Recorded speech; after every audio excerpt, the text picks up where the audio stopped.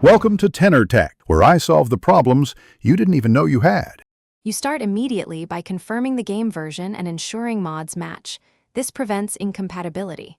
Once done, collect the 3 empathic shards and the bioflux injector because they bootstrap hotspot formation.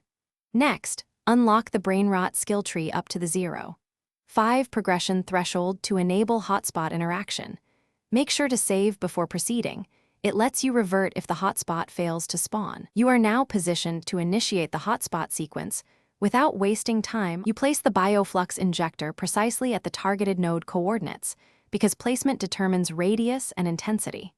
Once placed, channel 60% empathic charge over 120 seconds to reach the activation threshold. Do not exceed it abruptly, or you risk destabilizing the hotspot. Then, stagger shard insertion every 30 seconds so each empathic shard integrates and stabilizes the field. While doing this, monitor the injector readout for resonance spikes and adjust charge rate slowly. This controlled pacing prevents collapse.